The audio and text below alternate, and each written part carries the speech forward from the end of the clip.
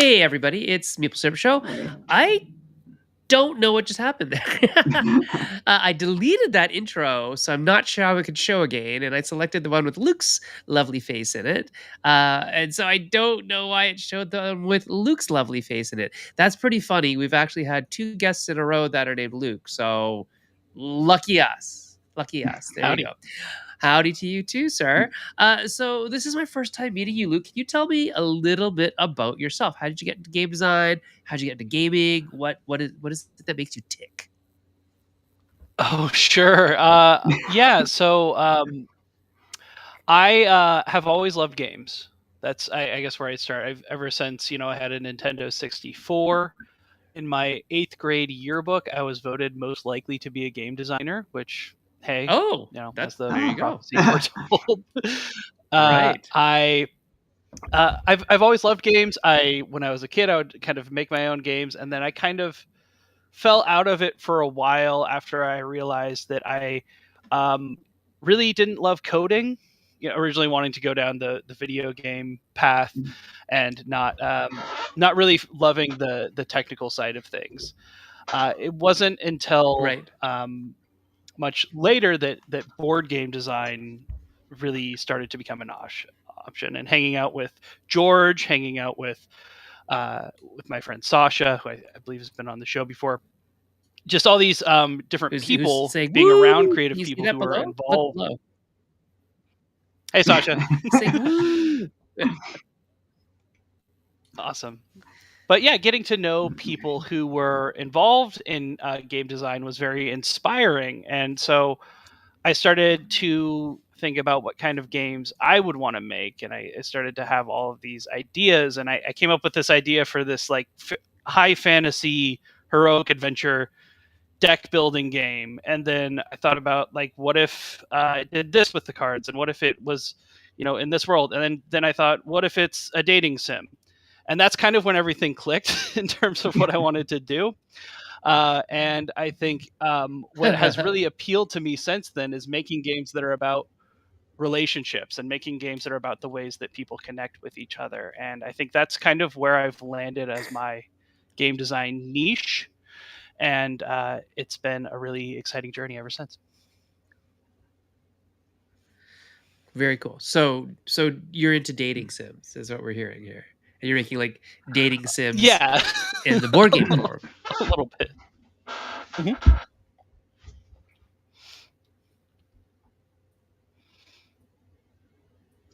Yes, he's lagging. Yeah, I think when I first met you, it was something at Sasha's house, and you were the game you're referencing. Like you were considering getting it onto the table. We were talking about you should totally make a prototype of that. And I know I'm sure we'll talk about it in detail, but yeah, you've gone so far with it, and I think you have returned. Are you Sen? Yeah, I'm here. Okay, you're there. All right, you went black for a minute. Okay. Yeah, so it's just been a couple years. You had another question. I had a plan, but you're back. Oh, no. Go. So tell us about this question, dating sim game that you have going on there. Yeah, well, so the main game that I have been working on over the last year and a half, I'd say, is a game that's called Reconnect. And it started because I had been interested in this idea of games about relationships, and I was talking to a friend of mine, and he just made a comment saying, like, I don't want any more friends right now because I don't have enough time for the friends that I have. And when I heard that, it like struck a chord with me because it is polar opposite to the way that I feel. I'm a very social person. I love meeting new people. I love making friends. And it just kind of made me wonder, like, what is the difference between him and I where we feel so polar opposites about this question? And is it something innate that's just in us? Is it something to do with our lifestyles or our financial situations? All these things that are different about us, even though we also have so much in common and are very good friends. And so I made a game about it. And the game is Reconnect. It's a tableau building game about the relationships in your life. every card is a person that you can play as a coworker if you'd like them to be in your professional life, or a friend if you'd like them in your personal life, or as a romance if you really feel them and you want to pursue an end game scoring condition with them. That's an option as well. Over time, the game has transformed. It's really honed over years. A year ago, I took it to Origins and as a very shoddy prototype with a lot of extra rules that didn't need to be in the game, and a lot of cumbersome things about it. And in the years since then, I've received so much feedback, and it has really started to sing as a game that I know I would want to play, and a game that I'm very proud of. Okay, cool. So did you base it on like video game equivalents, or are you looking at doing like a fully analog? Does it crib at all from, dating sim type games? Mhm. How is it different? How is it the same, would you say? Yeah, I mean, certainly there's inspiration to be had. Monster Prom is a big video game inspiration for uh, a lot of things that I do. I think it's a really dating games have like a storied past of being things that are kind of weird. Yeah. Monster Yeah. Prom really brought it into the mainstream and made it something that was non-judgmental and inclusive, and while it is horny, it is also very wholesome in many ways of its own. Sure.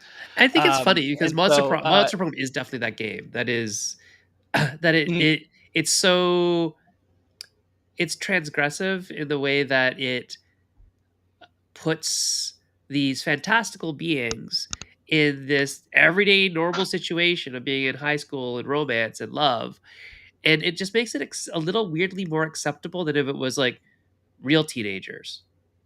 I don't mhm, know why. I think yeah, we're more able to accept that. Oh yeah, it's not as creepy and cringy when I'm, making monsters fall in love with me versus when it's like that's a right. virtual human female, or a human male. And so I think that's really interesting. I played a lot of that game. We had actually been in talks with them about making a board game version of that exact app, that exact game. And so I Mhm. played a lot of Monster Pro.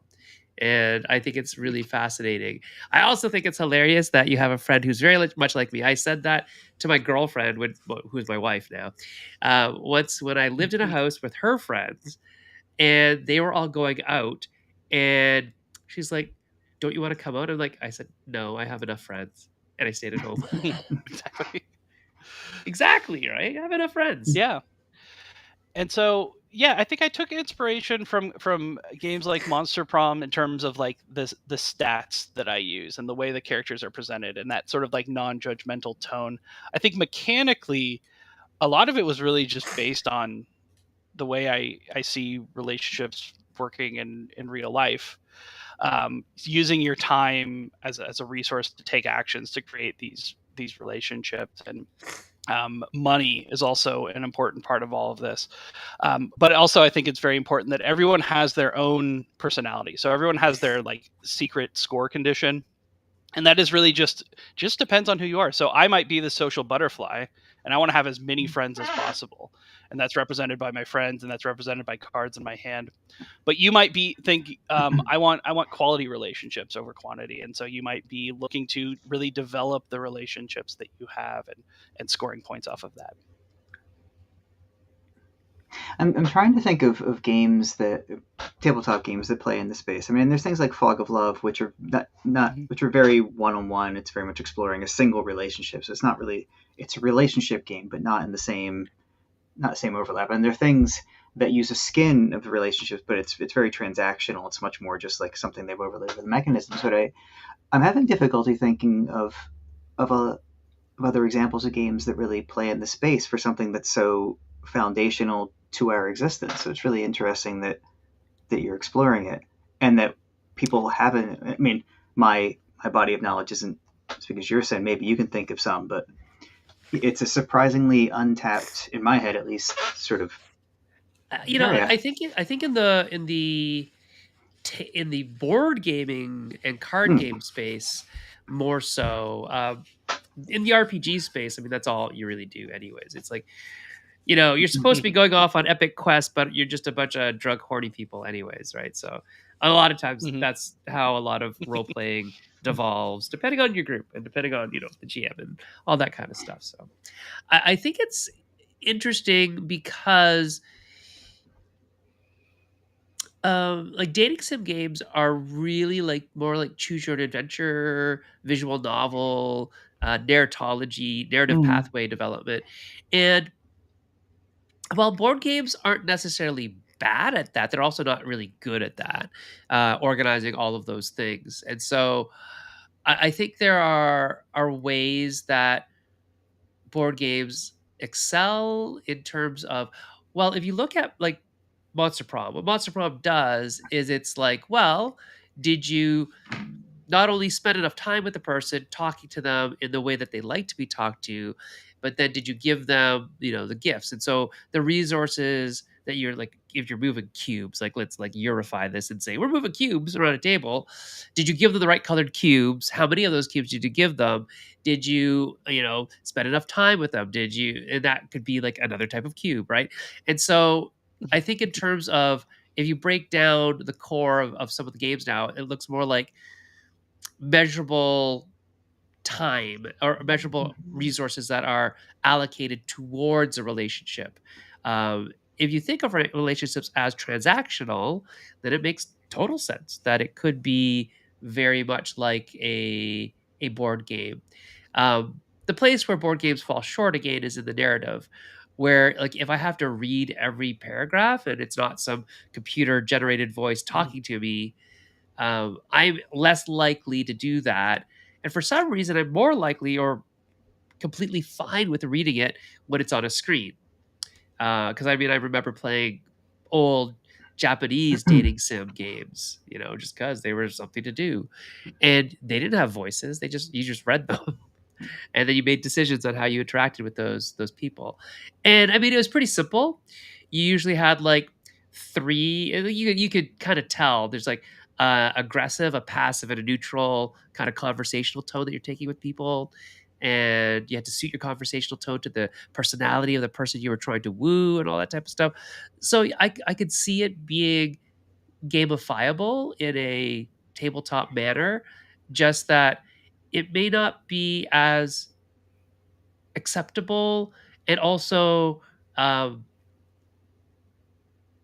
multiplayer, right? So in most of those games were solo, completely solo, because again, it was that kind of activity that might be societally viewed as what my kids would call cringe, right? So it's one of those kind of awkward themes to play with. So I think there's some real hurdles to overcome in accepting them. It may not be mechanical design at all. It may be the narrative design, but it also may be the social acceptance of this, and maybe just the multiplayer versus solitaire mode of a lot of these styles of games.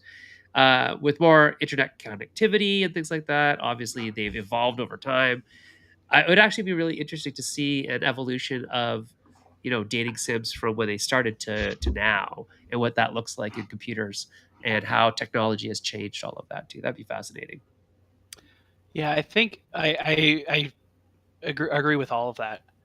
I think what is has made it different from like a traditional like digital dating sim game. And I think what works well in Fog of Love is that so much of it is the story that you come up with. Yeah. It's not really giving you a lot of text to read. It is just giving you these simple little objects. And as you think of the way they interact with each other, it allows you to tell that story very easily because these are situations that we recognize. And that sort of romantic comedy storyline unfolds very easily just from those simple Yeah. mechanisms. Sen, you mentioned something about like the video games will give you a direct narrative, whether it's told to you, whether you're reading it, but board game tends to be more abstracted through mechanical criteria or to satisfy or abilities, but I kind of feel like it works both ways in a sense that that abstraction lets you tell a story with them. Like you look at your tableau or the assets in front of you, and you're naturally drawn, especially if the theme is solid, to build a story out of that that's your own. Like You know, it leads you into that. I think you're right. I think they could do that if the art is evocative, if the setting is evocative, if all the trappings are there to tell the story. There's no reason why you can't, and there's also no reason why somebody couldn't just be very mechanical about it either. You're setting the place as Just gotta opposed give the to option. Yeah. yeah. Instead of serving the whole meal, you're just setting the table, right? And I think that's a really good way of looking at it. That if you were going to make a game about this, you don't have to come up with all the storylines. Like you said, you just give them that little hooky bit or piece or prompt, and people can go from there if they want to. And I think that's where you kind of have to step away from the branching narrative storylines, perhaps maybe between scenes or between rounds or something there could be larger pieces of reading, but as someone who's written a lot of games where there's reading at the table, it's not fun. Like people don't like doing it. They don't, and they tend to like forget that they have to listen, especially like in games where like there's actual clues in what you're reading out loud, like in an escape room box game. They sometimes dislike that because, oh, I forgot that we have to read, or I wasn't paying attention. You have to read. It's clues. So we have a lot of people. Sorry, just commenting. People are saying good evening. Deadpan says hello. Charles Huang says hello and says hope y'all had a good time at Origins. And I believe out of all of us, only Luke was at Origins. So Yeah, Luke, he's talking. I did have a good time. To you. There you go. Well, that's why we have you on the show. Yeah. So absolutely. moving on from your dating sim game, we'll get back to it. Don't worry. I do want to talk about Origins because that is kind of the impetus for this whole call, was to get you on and talk about your experience last year and your experience this year, and what did you learn and implement from year 1 to year 2, and how did that change your experience? That is really the question today. It's a lot to think about. I know. Yeah. Great question. And yeah, I think, and it really does feel like a world of difference. Last year, I went to Origins to help with the Dreyer Inc. booth with Kat and George. And it was my first convention as a designer. And so I was going in, I had my prototype. I just had one prototype. I was hoping to meet some publishers, play at Unpub, and just get a handle on this industry. And it was a little bit overwhelming. It was incredibly fun, and I think it was a very warm community. And what struck me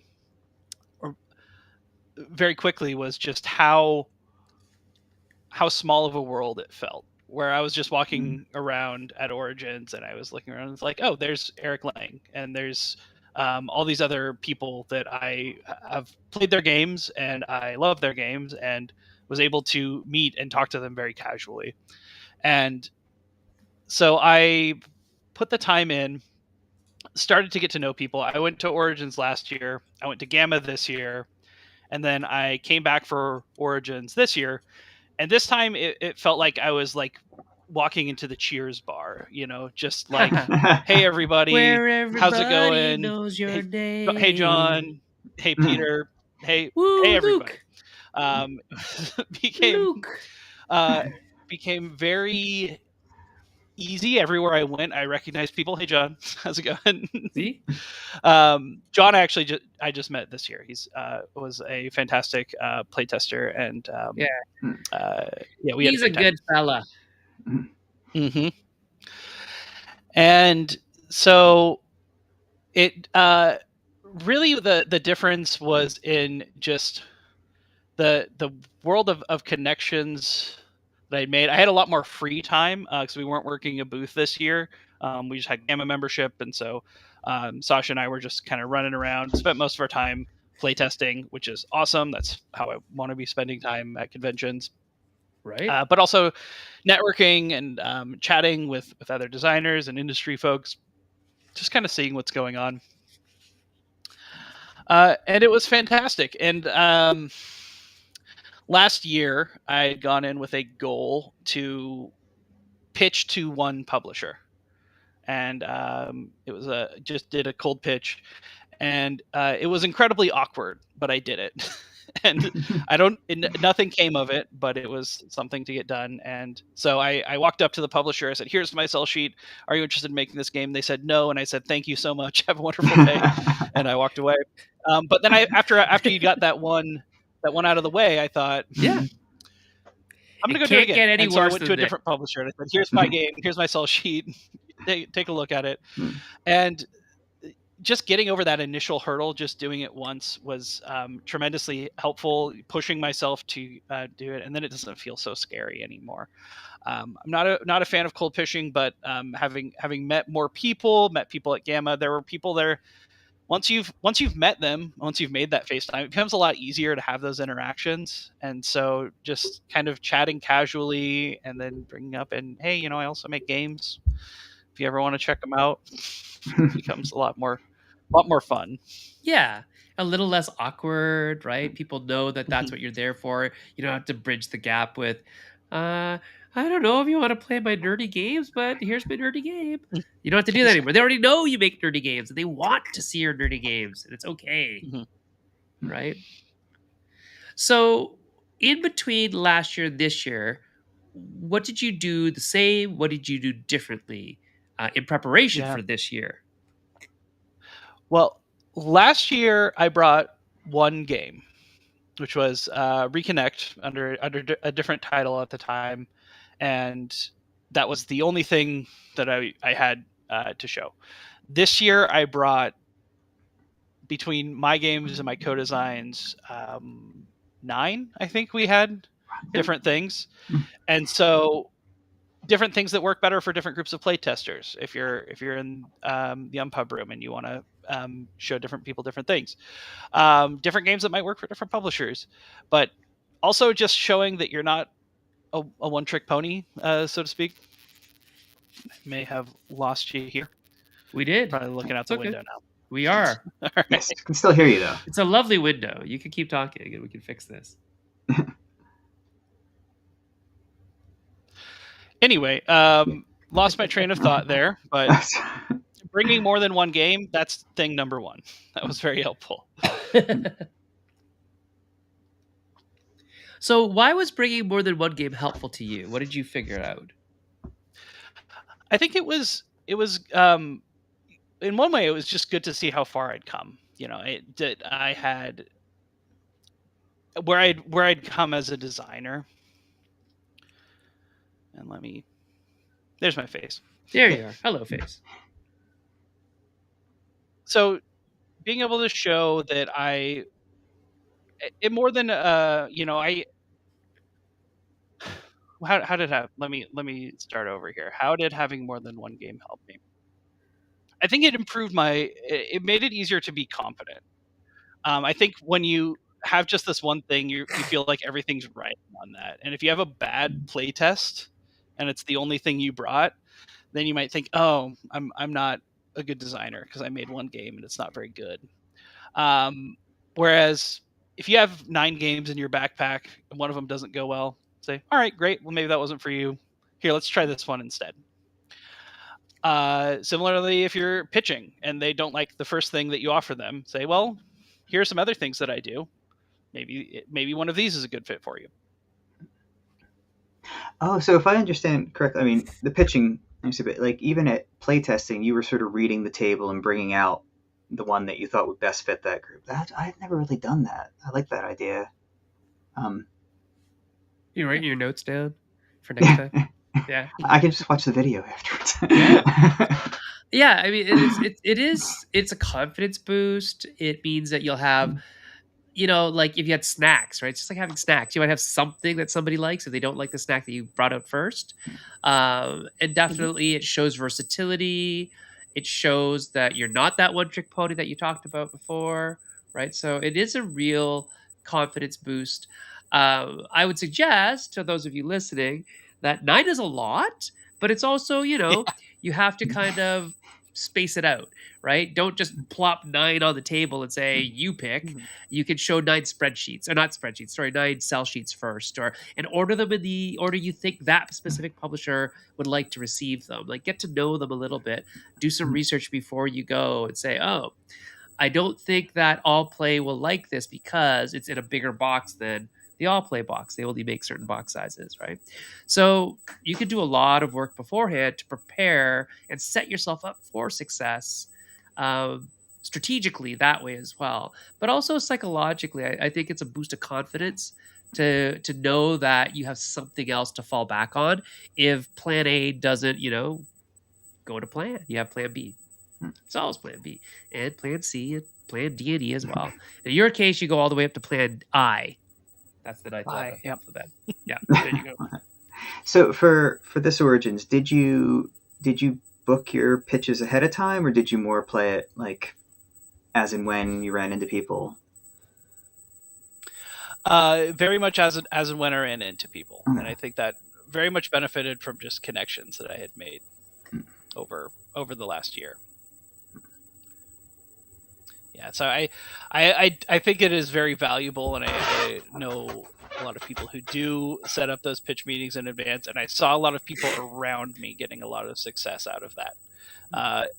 It's not something that I was able to arrange this time, just in terms of my own personal time and what comes naturally to me. But I definitely would encourage it to anybody who's watching. It seems like that's the way to go. I just didn't.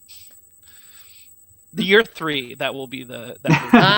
There you go. Yes. There you go. That is a nice thing, everybody out there.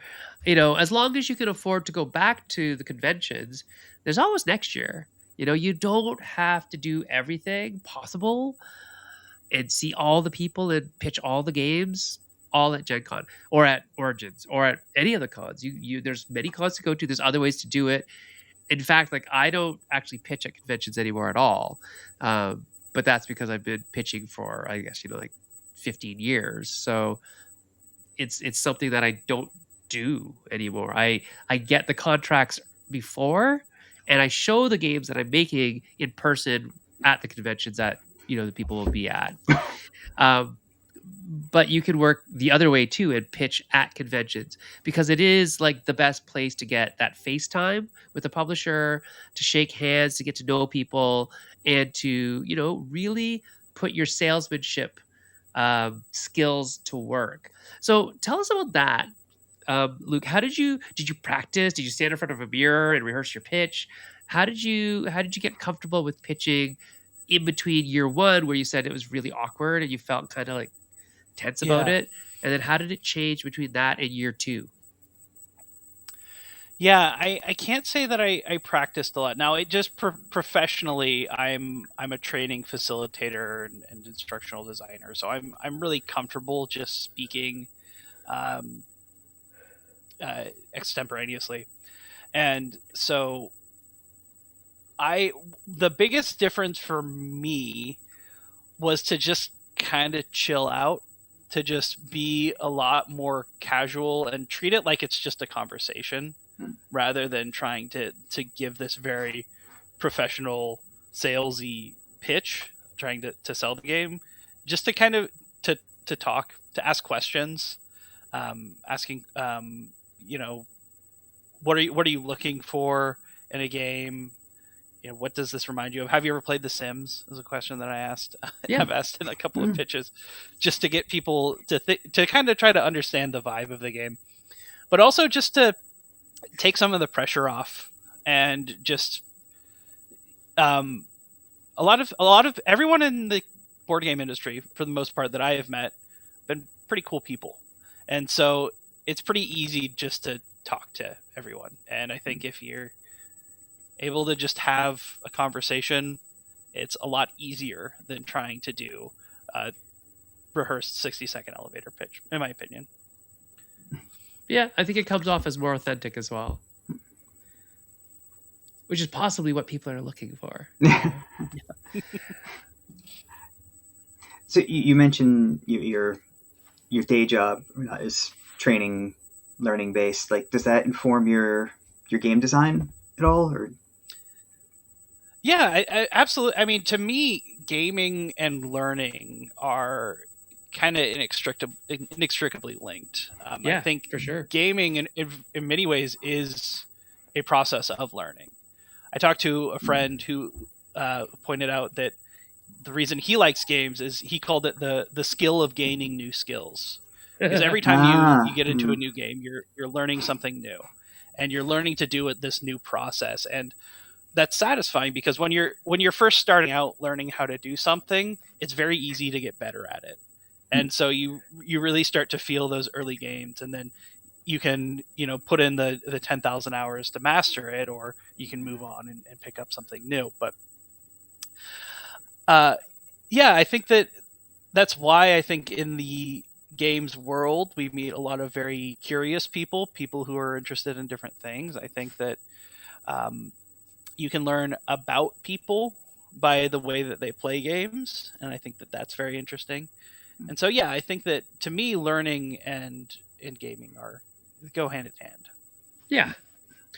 Yeah, as a developmental psychology professor, I also agree that if we didn't play, we weren't learning, and if we weren't learning, we weren't playing as little kids, and even as adults, right? I mean, you learn so much about yourself and how you think if you at least take the time to reflect upon your experiences when you play any game, whether it's a sport, whether it's a martial art like George and I do jiu-jitsu, whether it's pickleball. I picked up a pickleball paddle for the first time in my life 2 weeks ago with Jay in Vancouver, and it was fun. I'm not a pickleball person, I don't think. I'm not a big racket sport person, but it was interesting. I liked it. I had fun. I learned something about myself, and I learned the rules of the game. And there's actually some cool design to pickleball. If you have either of you played pickleball? Briefly, but yes. I'm Okay. familiar And with the idea of like, culturally. yeah, It is. yeah, it's actually this kind of nice game because it allows everybody to play fairly evenly. Not even in skill, but even in amount of like touching the ball time, right? So there's some rule conventions set up to enhance that feeling of this is a game where everybody's going to get to play and serve each other, and that's a good thing, I think, anyways. But back to Origins 2025, where maybe zero pickleball was played. I don't know. Some people might. I do know somebody is making a pickleball board game, so I'm not sure if it's going to be like Yeah, there had to dexterity be more or than zero. card based or something. Somewhere Yeah, in that Has to be a court. enormous or- convention center, someone was playing pickleball. yes, or thinking about it at least.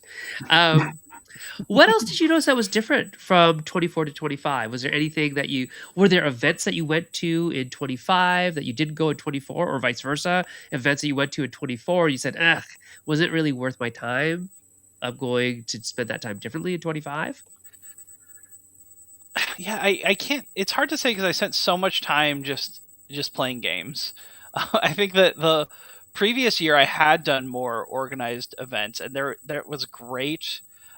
There was a tabletop game designers association meetup that I think you were at that, Sen, that I had popped into, and I had a pretty funny run in there that I did not see on the schedule this year. I went to the Jonathan Colton concert last year, and he wasn't back this year, so I didn't do that. So you couldn't go. But Yeah. If you was there, yeah, would you have gone? yeah, I mean, I love Yeah. Jonathan Colton. Yeah. There you go. So I think this year I think there's a lot of value and there's a lot of things that are set up to help you sort of get started. I think this year I was definitely in a mindset of let's play test, and when we're not play test, let's talk to people. Yeah. And then when you're not doing either of those, you need to be sleeping or showering or eating. That's it. Yeah, theoretically. Theoretically, in theory, those are good things to do. Say yes. Yeah. You know, I definitely have gone to like, industry mixers. Some of them I have to be at. I have to be at the award ceremonies.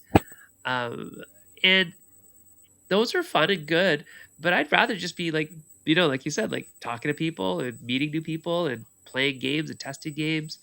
So there's a lot to go through and get through. And it is that realization that you get to come back next year, or these are the same people that'll be at Gen Con. Yeah, and everybody is busy at all these conventions, but that's actually why I like Origins kind of the best, because it's still pretty chill. It's pretty laid back in comparison. Yeah, it's a good vibe. That's for sure. Yes. Are there any restaurants that you went to that you liked at Origins? And did you go back from 24 and say, I need to hit that spot again?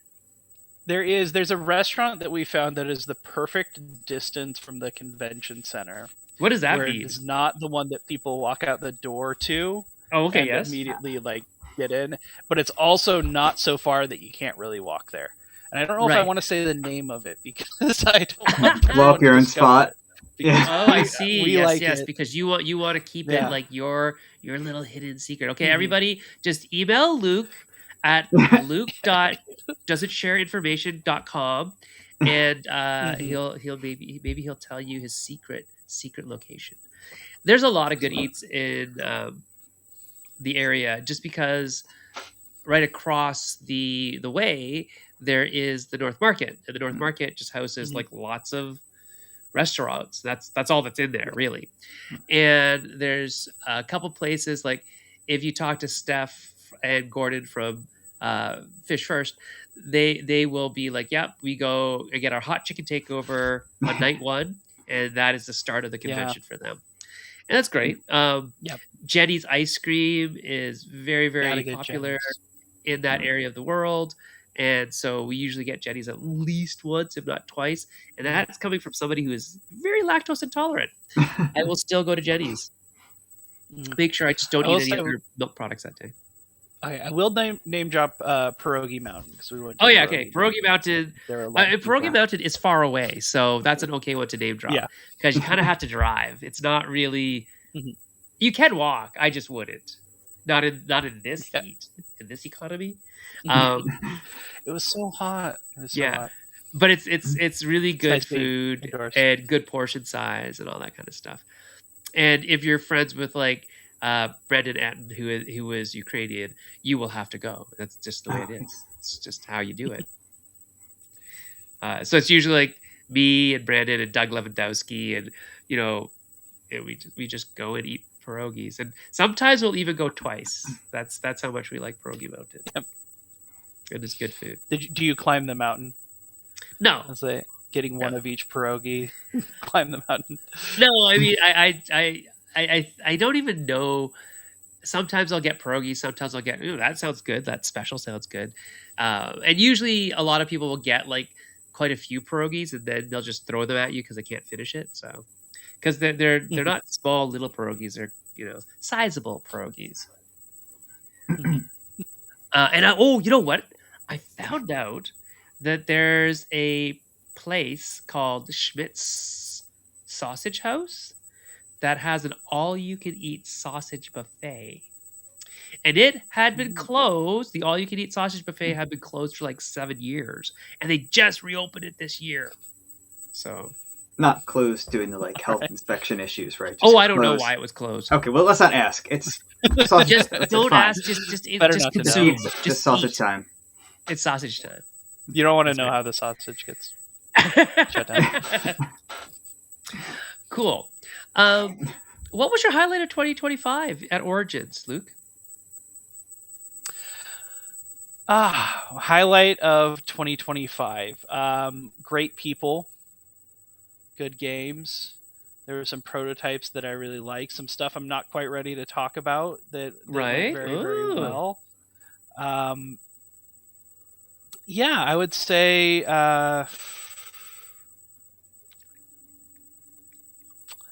it's hard to pick one highlight.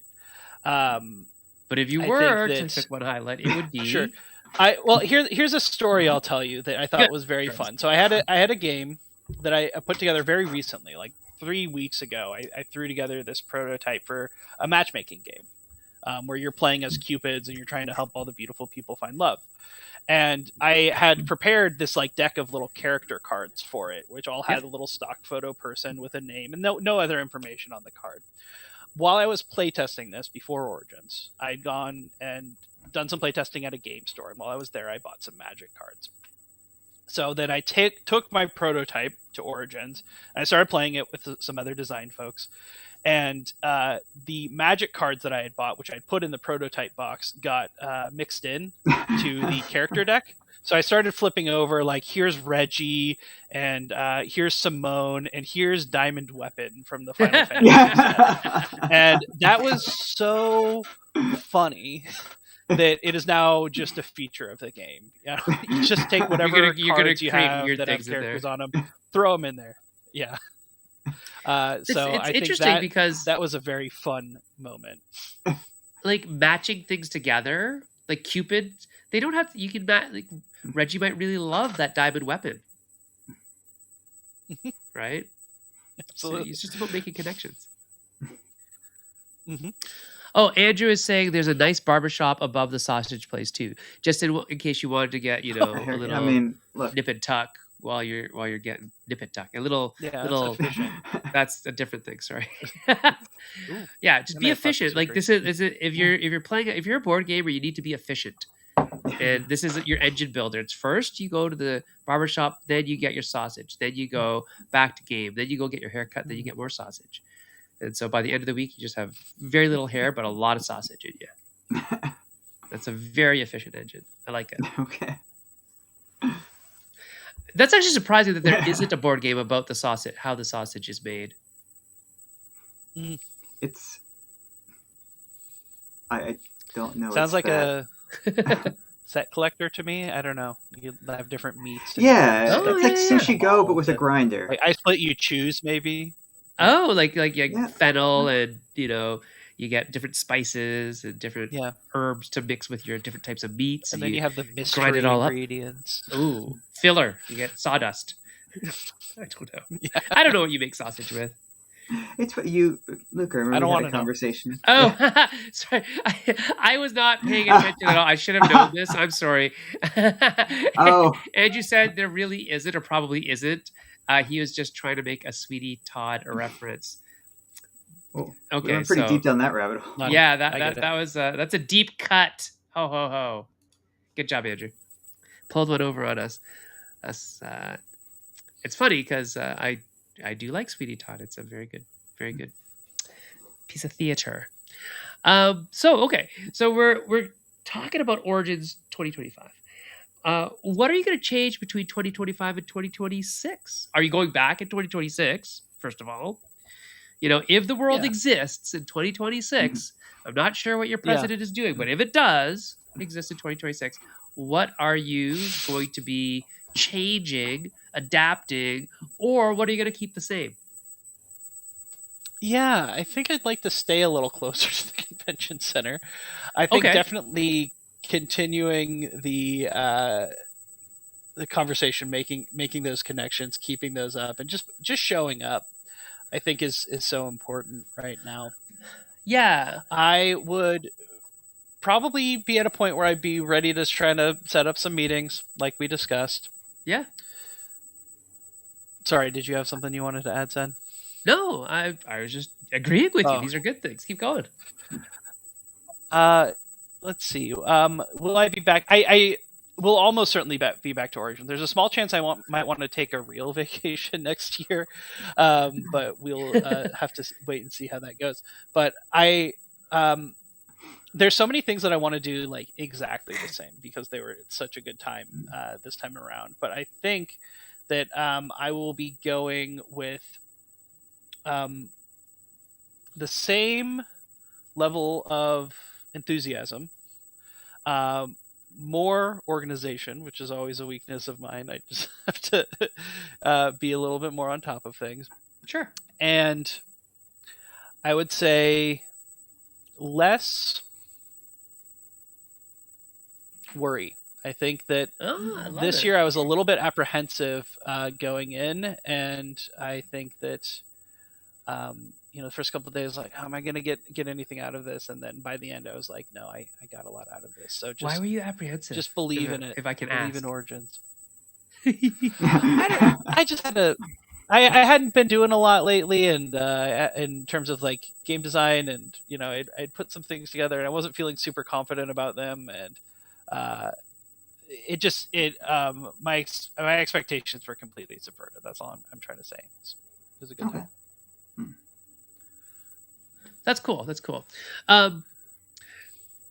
George, you weren't there this year, and next year you will probably be in not America. Yes, it's we do intend to come back for some of at least for PAX U, but possibly for Origins as well. Flights next year, we're just not gonna have the cash for flights. Yeah, with the whole move thing. But I am looking forward for return. I would agree that I think they're different types of conventions, but PAX U and Origins are kind of tied, but not at all the same for my favorite conventions of the year. Right. Like, I get a very different vibe from them, but I love them both in their own ways. So if I had to pick, I think it'd be one of those two for sure. Yeah. I find PAX a little short for some weird reason. They're probably the exact same length. In my head, PAX feels rushed. But not too rushed. And then Origins, I feel a little more, maybe it's because I know the city better. I just feel a little more like in my element. And then Gen Con is just always busy. So, I don't know if I had to choose one of those three to go to. It would probably be Origins just because I could drive there very quickly. It's like 5 hours. It's not a big drive. Gen Con isn't either. It's like 7.5 or something. But for some, it's weird. Like, you'd think that, PAX, that should be close to. It's 10 hours. 10 hours to PAX for me. So I could get there in a day, but then I'm tired. I don't like that. And I guess because you stayed far away this year, Luke, you didn't have a car because you had to fly from Pacific Northwest all the way out. So, yeah, that does make a difference because, I mean, I've stayed, by the airport, and it's only like a 10-minute drive in.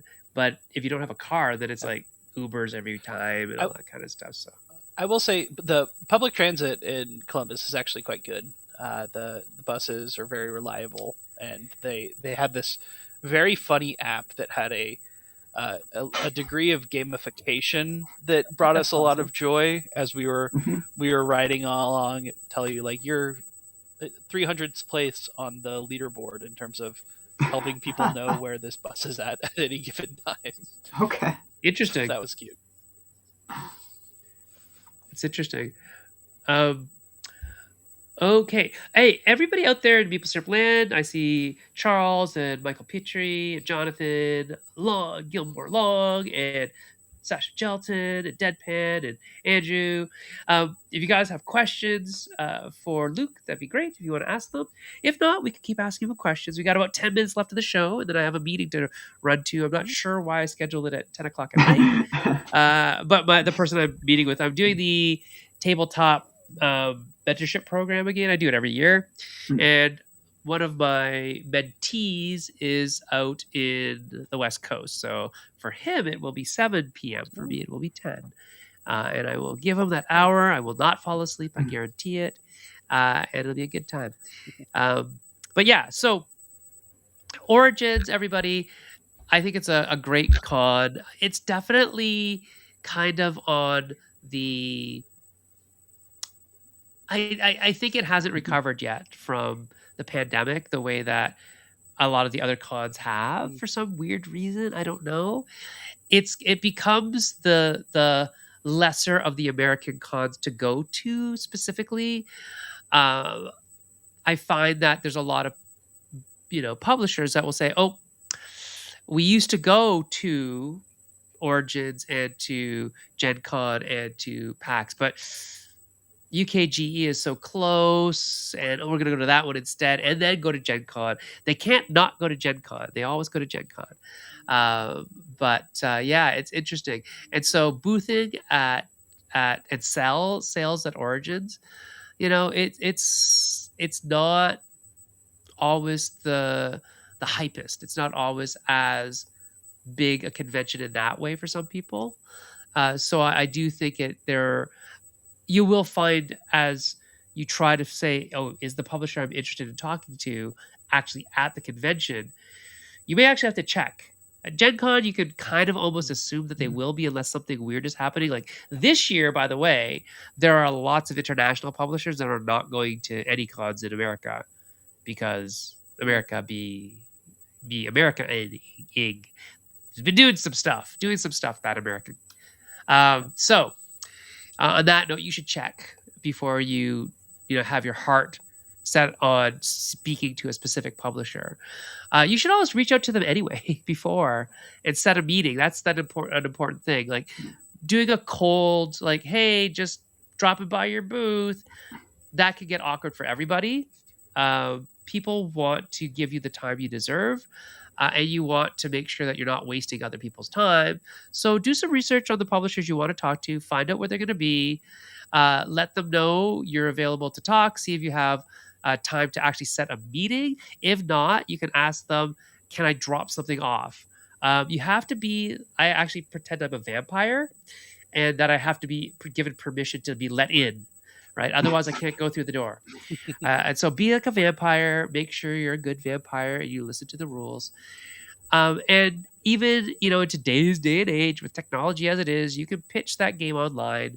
It's not as good. I don't find it as fruitful, but it can be done. So if you have some FOMO about not being able to go to cons, if going to cons is difficult because of, finances, of jobs, all that kind of stuff, distance, it's that is a real barrier to entry because it is, like I said, the best way to get personal touch in there and to pitch your game in a way that is not necessarily possible virtually. But that said, people have been very successful with virtual pitches. I've definitely signed games that I've pitched virtually. I don't like it, but I've done it. So you can too. Oh, hey, we got some questions. Good advice, man. Thank you. Sasha asked asked the same question 3 times. I think it's because I wasn't answering. For Luke, who's your favorite person in Reconnect and why? Okay. Sasha's asking this, I know, because he loves Gus, which is one of the characters in my game. Is the one older gentleman, Right? I don't know. I like Reggie. I think Reggie is mechanically fun. I like Chaz, and I like Imogen. I think those are the 3 I think of as like the main characters of the game. But so much of those like names and the way these people look is likely to change and if the game ever gets published. So I don't know. We'll say Chaz. Okay. And what is the difference between these characters? Just so we know. Yeah. This little back talk that's happening. And we lost George. I mean, we'll get him back in a second. The game has 25 different characters. Each one of them has 3 abilities and can be played into your tableau, and so you gain access to if they're your romance, you get a scoring condition at the end because that's the thing that they want to bring to your life.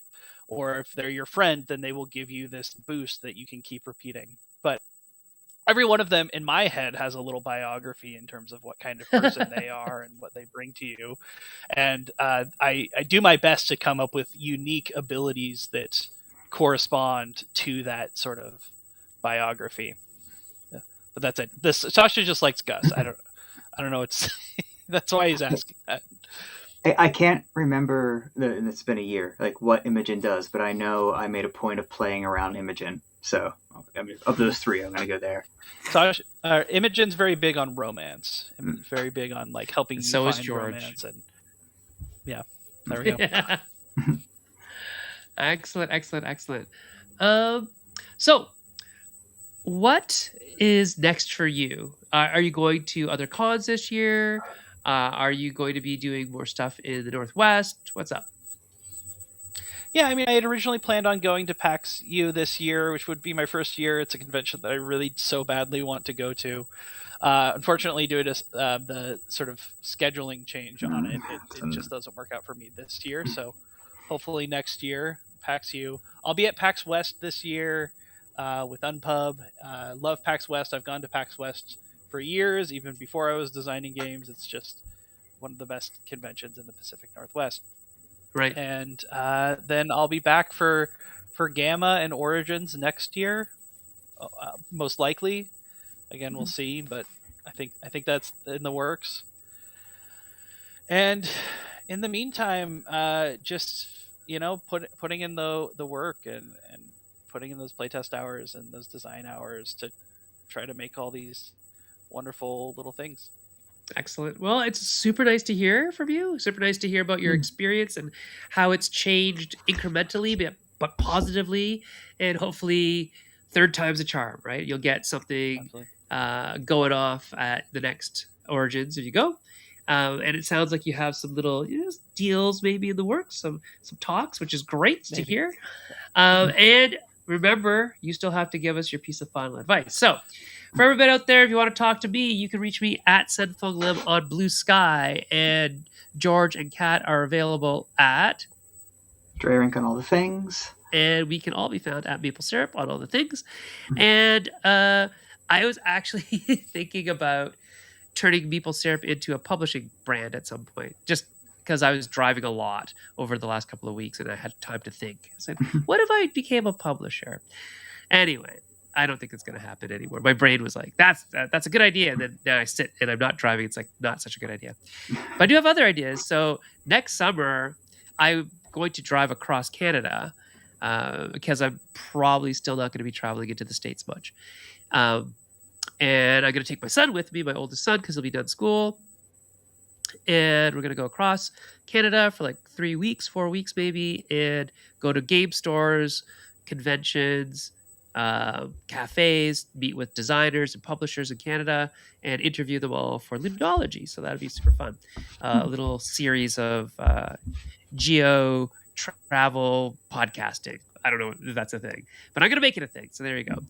Patreon.com/MapleSyrup is where you can find our Patreon, help keep the lights on, help me pay for the software. Next week, I'm not actually sure what we're going to do. So George and I will have to talk offline about this, but we usually actually shut down for the summer. But because I'm not traveling, I don't know if that's what we should be doing. So George and I will talk offline. I know, George, with the move, things are probably busy. I don't know. There's some ideas. Yeah. We'll chat. Yeah. We'll figure it out. All right. George, if you could do me a favor and do like a drum roll. And now it's time for Luke to give his final advice. Okay, there we go. Oh, geez. All right. Final advice. Take care of yourself. Drink lots of water. And keep showing up. The world is scary right now, and I know there's uncertainty, but we still love this hobby, and that is not going anywhere. So just gonna have to keep doing what you love, even if it's not a good idea. I love it. Good job. All right, everybody. We'll see you maybe next week, probably next week. I think next week. Luke, it was super nice to meet you. Hopefully I meet you in person sometime. Would love to play that game. I do enjoy Monster Prom, so I would love to see your take on that genre and how you table-fied it. That'd be great. And everybody else there in Maple Syrup Land, we'll see you guys probably next week. If not, you can find us on socials. And if we do stop for the summer, we will be starting up again in September. For sure. I'm just not sure about George's situation, and so that's what we're going to talk about offline. We'll settle everything out, and we'll let everybody know what's going on. Okay, cool. We'll talk to you later. Thanks so much, Luke. It was great having you on at short notice. We'll see everybody when we see you. Bye. Bye.